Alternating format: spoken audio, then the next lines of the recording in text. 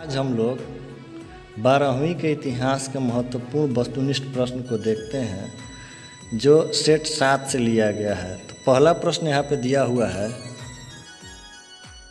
निजामुद्दीन औलिया की दरगाह कहाँ स्थित है? तो इसका उत्तर हो जाएगा दिल्ली। दूसरा प्रश्न है कि किस रिपोर्ट का संबंध भारत में ईस्ट इंडिया कंपनी के क्रियाकलापों से है? तो 5वीं रिपोर्ट से। प्रश्न संख्या 3 है कि सम्राट अशोक के अभिलेख अधिकांशतः किस लिपि में है? तो ब्राह्मी लिपि में। चौथा प्रश्न कह रहा है, प्रसिद्ध अभिलेख प्रयाग प्रशस्ति को किस शासक ने उत्कीर्ण करवाया था? तो इसको उत्तीर्ण करवाया था समुद्रगुप्त ने। उत्तर हो जाएगा समुद्रगुप्त। 5वां प्रश्न है, रामानंद के शिष्य थे।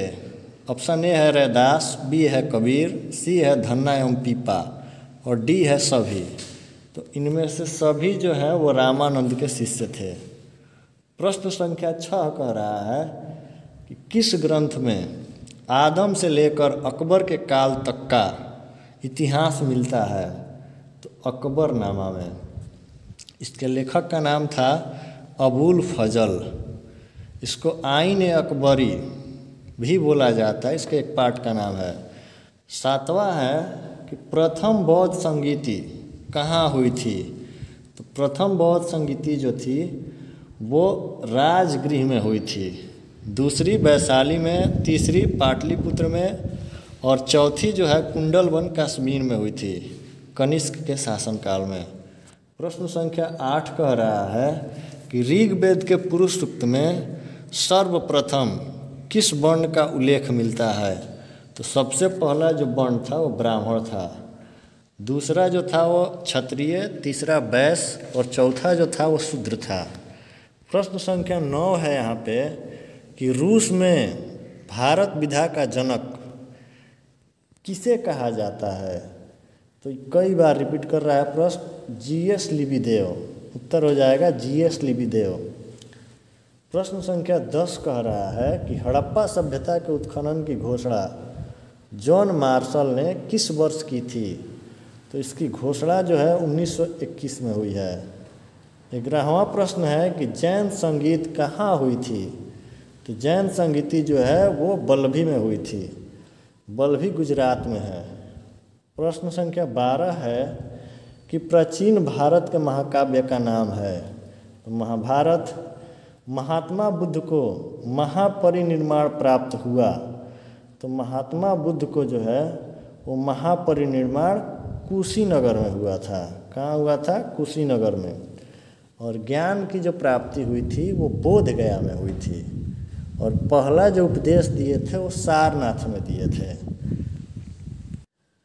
प्रश्न संख्या 14 कह रहा है कि बिहार में 1857 के विद्रोह के नेता वीर कुंवर सिंह कहाँ के जमींदार थे? तो ये जगदीशपुर के जमींदार थे। 15 नंबर प्रश्न है, सिंधु घाटी के निवासी किस देवी देवता की पूजा नहीं करते थे? तो ये विष्णु की पूजा नहीं करते थे। भगवान विष्णु की पूजा जो है वो वैदिक काल में होनी शुरू हुई है। 16वां प्रश्न है कि गुलबदन बेगम थी? तो गुलबदन बेगम जो है वो लेखिका थी। 17 नंबर प्रश्न है कि 1510 ईस्वी में सती प्रथा के साक्ष्य अभिलेख कहाँ मिला है? तो ये एरण में मिला हुआ है। 18वां प्रश्न है, पुष्टि मार्ग का संबंध किससे था? तो पुष्टि मार्ग जो है वल्लभाचार्य से संबंध रखता था।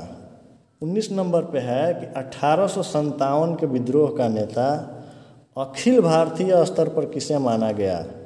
तो अखिल भारतीय स्तर पर बहादुर शाह जफर को माना गया था। प्रश्न संख्या 20 है, हिंदुस्तान नाम किसने दिया? तो हिंदुस्तान नाम तुर्कों ने दिया था। 21 नंबर प्रश्न है कि प्रसिद्ध अफ्रीकी यात्री अब्दुल रज़ाक की भारत यात्रा के समय दिल्ली का सुल्तान कौन था? तो दिल्ली का सुल्तान जो था वो मोहम्मद शाह था और उस टाइम पे सैयद वंश राज कर रही थी और ये जो अफ्रीकी यात्री है अब्दुल रज़ाक, ये 1442 में आया है और उस टाइम पे विजयनगर का राजा था वो देवराय द्वितीय था। 22वां प्रश्न दे रहा है यहाँ पे कि तेनालीरामन का संबंध किस राजवंश से था। तो तेनालीरामन जो है वो विजयनगर साम्राज्य से संबंधित है और तेनालीरामन का जो संबंध आता है वो कृष्णदेव राय से आता है। कृष्णदेव राय जो था वो तुलु वंश का राजा था। 23 नंबर प्रश्न है कि दामी निकोह में किन्हें बसाया गया। तो संथालों को बसाया गया था। नेक्स्ट है कि मूर्ति निर्माण की गंधार शैली का विकास किस वंश के काल में हुआ। तो गंधार कला जो है वो कुषाणों के काल में विकसित हुई थी। प्रश्न संख्या 25 कह रहा है कि प्रसिद्ध ऐतिहासिक स्थल अमरावती किस राज्य में स्थित है। तो अमरावती जो है वो आंध्र प्रदेश में है। 2 पढ़ना होता है, एक सांची का स्तूप जो मध्य प्रदेश में है और एक अमरावती वाला जो आंध्र प्रदेश के गुंटूर जिला में है। 26वां प्रश्न है कि अर्थशास्त्र एवं इंडिका से किस राजवंश के विषय में जानकारी मिलती है। तो मौर्य राजवंश के बारे में जानकारी मिलती है। अर्थशास्त्र के रचयिता जो थे वो चाणक्य थे और इंडिका का जो रचयिता था वो मेगास्थनीज था। 27 नंबर प्रश्न दिया हुआ है स्तूप का संबंध किस धर्म से है। तो स्तूप का संबंध जो है वो बौद्ध धर्म से है। बताए भी थे स्तूप, चैत्य और विहार ये तीनों शब्द बौद्ध धर्म से संबंधित है। 28वां प्रश्न दे रहा है कि एलोरा के कैलाश मंदिर का निर्माण किस राजवंश ने किया। तो राष्ट्रकूटों ने किया था। प्रश्न संख्या 29 है कैबिनेट मिशन के सदस्य थे। ऑप्शन ए है पैथिक लॉरेंस, बी है एबी अलेक्जेंडर और सी है सर एस्टफोर्ड। तो ये तीनों थे, इसलिए ऑप्शन डी सही हो जाएगा, उपयुक्त सभी। 30 नंबर पे दिया हुआ है कि बाबर की आत्मकथा का क्या नाम है। तो बाबर की आत्मकथा का जो नाम है वो बाबरनामा है। बाबर ने खुद रचा था इसको। 31वां प्रश्न है आईन अकबरी नामक प्रसिद्ध ग्रंथ की रचना किसने की थी। तो आईन अकबरी को रचा था अबुल फजल ने। 32 नंबर प्रश्न है कि पानीपत का प्रथम युद्ध किस वर्ष हुआ। तो पानीपत का प्रथम युद्ध जो है वो 1526 में हुआ था, द्वितीय 1556 में और तृतीय 1761 में। पहली लड़ाई जो है बाबर और इब्राहिम लोदी के बीच में हुई थी जिसमें बाबर जीता था, और द्वितीय लड़ाई अकबर और हेमू के बीच में हुई थी जिसमें अकबर की विजय हुई थी। और नेक्स्ट है यहाँ पे 33 नंबर प्रश्न कि विजयनगर का महानतम शासक कौन था।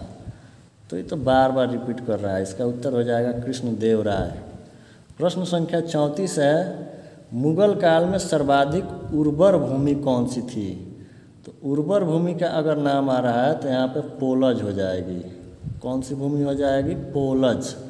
बताए भी थे कि मुगल काल में भूमि को 4 भागों में बांट दिया गया था, उसमें सबसे उर्वरक भूमि पोलज थी। 35 नंबर प्रश्न है कि हम्पी नगर किस साम्राज्य से संबंधित है। विजयनगर साम्राज्य से संबंधित है। 36वां प्रश्न कह रहा है कि औरंगजेब ने अपने जीवन का अंतिम भाग बिताया। तो दक्षिण भारत में बिताया था। 37 नंबर प्रश्न है शेख मोइनुद्दीन चिश्ती की दरगाह स्थित है। तो ये अजमेर में स्थित है। और 30वां प्रश्न है फ्रांसवा बर्नियर था। तो ये चिकित्सक, दार्शनिक और इतिहासकार तीनों था, इसलिए इसका ऑप्शन डी सही हो जाएगा इनमें से सभी। 39 नंबर कह रहा है कि निम्नलिखित में से किसका प्रकाशन अबुल कलाम आज़ाद ने किया। तो अबुल कलाम आज़ाद का नाम आ रहा है तो अल हिलाल हो जाएगा। और भारत के एक राष्ट्रपति बने थे अब्दुल कलाम आज़ाद। इनकी जो आत्मकथा थी वो विंग्स ऑफ फायर थी, अग्नि की उड़ान। और एक थे अबुल कलाम आज़ाद जो अल हिलाल निकाले थे। 40 नंबर है कि गेटवे ऑफ इंडिया का निर्माण कब हुआ। बार बार क्वेश्चन दे रहा है। 1911 में, जब इंग्लैंड का राजा, ब्रिटेन का राजा जो है जॉर्ज पंचम आया था। प्रश्न संख्या 41, पहला हिल स्टेशन कौन था? तो ये मसूरी था। इसको कई सेट में बता दिए हैं। 42वां प्रश्न, तुम मुझे खून दो मैं तुझे आज़ादी दूंगा, किसने कहा था? तो इस नारा को दिए थे सुभाष चंद्र बोस। 43 नंबर प्रश्न, पंच चिन्ह वाले सिक्के बने होते थे। तो ये चांदी के भी बने होते थे और तांबे के भी बने होते थे, इसलिए इसका ऑप्शन डी सही हो जाएगा, बी सी दोनों। 44 नंबर प्रश्न, मौर्यकालीन कलिंग राज स्थित था। तो ये वर्तमान दक्षिण उड़ीसा में स्थित था। 45 नंबर प्रश्न, गंगापुत्र किसे कहा जाता था? तो गंगापुत्र भीष्म को कहा जाता था। ये शांतनु और गंगा से उत्पन्न हुए थे। शांतनु की एक और शादी हुई थी सत्यवती से, और जब शादी हुई थी तो उसी टाइम पे प्रतिज्ञा लिए थे भीष्म पितामह, और उस कठोर प्रतिज्ञा के कारण ही इनका नाम पड़ा था भीष्म। नेक्स्ट है 46वां प्रश्न, अशोक की कलिंग विजय का उल्लेख मिलता है 13वां अभिलेख में। कौन सा? 13वां। प्रश्न संख्या 47 कह रहा है यहाँ पे, सम्राट अशोक के अभिलेखों को पढ़ने का श्रेय दिया जाता है तो जेम्स प्रिंसेप को। इसने 1837 ईस्वी में पढ़ा था इसके अभिलेखों को। 48 नंबर प्रश्न, सिंधु घाटी सभ्यता या हड़प्पा सभ्यता से संबंधित प्रसिद्ध स्थल लोथल किस राज्य में अवस्थित है? तो लोथल जो है वो गुजरात में अवस्थित है। गुजरात इसका उत्तर हो जाएगा। 49 नंबर प्रश्न, सिंधु घाटी सभ्यता से संबंधित सर्वप्रथम किस स्थल की खुदाई की गई? तो हड़प्पा की खुदाई की गई थी 1921 ईस्वी में दयाराम साहनी के द्वारा। नेक्स्ट 50 नंबर प्रश्न, हड़प्पा की बस्तियों की खुदाई की। तो इसकी खुदाई किए थे सर जॉन मार्शल और मार्टिन व्हीलर। इस प्रकार से इसका ऑप्शन डी सही हो जाएगा, ए और सी दोनों। वीडियो देखने के लिए धन्यवाद।